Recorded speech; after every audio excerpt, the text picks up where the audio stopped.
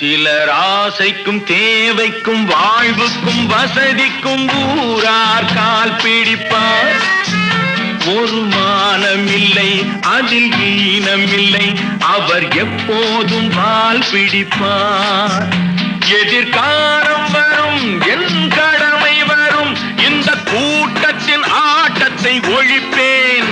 பொது நீதியிலே புது பாதையிலே வரும் நல்லோர் முகத்திலே விழிப்பேன்.